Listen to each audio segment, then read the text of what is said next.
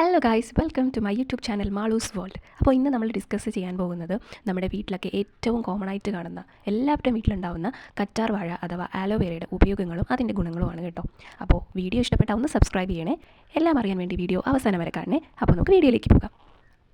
കറ്റാർ വാഴ അഥവാ ആലോവേര നമ്മുടെ വീടുകളിൽ ഏറ്റവും കോമൺ ആയിട്ട് കാണുന്ന ഒന്നാണല്ലേ, എല്ലാവരുടെയും വീട്ടിലുണ്ടാവും. അപ്പോൾ ഇതിൻ്റെ ഉള്ളിലുള്ള ജെല്ലാണ് ഏറ്റവും ഗുണകരമായിട്ടുള്ളതും ഒരുപാടധികം vitamins like vitamin E, C, അതുപോലെ തന്നെ പോളിസാക്രിഡ്സ്. ഈ സാക്രിഡ്സിന് ഒരുപാടധികം നല്ല ബെനിഫിറ്റ്സ് ഉണ്ട് കേട്ടോ. ഒന്നെന്ന് പറയുന്നത് ആൻറ്റി ഇൻഫ്ലമേറ്ററി പ്രോപ്പർട്ടി കാണിക്കുന്നുണ്ട്. അതുപോലെ തന്നെ നമ്മുടെ സ്കിന്നിനെ നല്ല സോഫ്റ്റ് ആയിട്ട് മെയിൻറ്റെയിൻ ചെയ്യാനും അതുപോലെ നല്ല രീതിക്ക് മോയ്സ്ചർ അബ്സോർബ് ചെയ്യാനും പോളിസാക്രിഡ്സ് സഹായിക്കുന്നു. അതുകൊണ്ട് തന്നെ നമുക്ക് ആലോവേര ജെല്ല് നമ്മുടെ വീട്ടിൽ തന്നെ നട്ട് വളർത്തുന്ന ചെടിയിൽ നിന്ന് എടുത്ത് നമുക്ക് ഫേസിലേക്ക് ഡയറക്റ്റ് അപ്ലൈ ചെയ്യാൻ പറ്റും.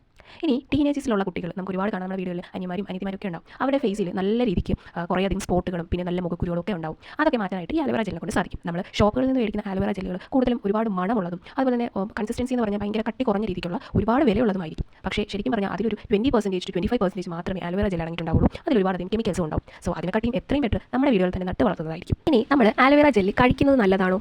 നല്ലതാണ്. കാരണം അതിൽ ഫോളിക് ആസിഡും വൈറ്റമിൻ ഇയും വൈറ്റമിൻ സിയും ഒക്കെ അടങ്ങിയിട്ടുണ്ട്. അതുകൊണ്ട് തന്നെ അത് കഴിക്കുന്നതിൽ യാതൊരുവിധ പ്രശ്നങ്ങളും ഇല്ല. പക്ഷേ അധികമായാൽ അമൃതം വിഷം എന്ന് പറയുന്നത് പോലെ തന്നെ ആലോവേര ജെല്ല് നമ്മൾ സ്ഥിരമായി കഴിക്കാൻ പാടില്ല. അതിൻ്റെ കാരണം ആലോവേര ജെല്ലിൻ്റെ pH എന്ന് പറയുന്നത് 4.4 ആണ്. അതുകൊണ്ട് തന്നെ ഇത് അസിഡിറ്റി വരുത്താൻ കാരണമാകുന്നു.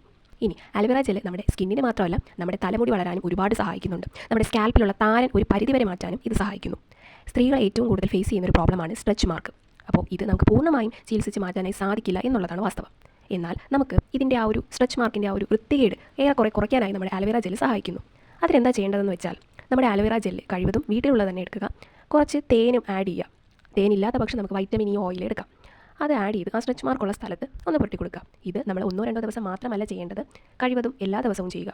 പൂർണ്ണമായും മാറ്റാൻ കഴിയും എന്ന് ഞാൻ പറയുന്നില്ല, എന്നാലും ഒരു പരിധി വരെ അതിൻ്റെ സ്ട്രെച്ച് മാർക്കിൻ്റെ ഒരു വൃത്തികേട് കുറയ്ക്കാനായി സഹായിക്കും.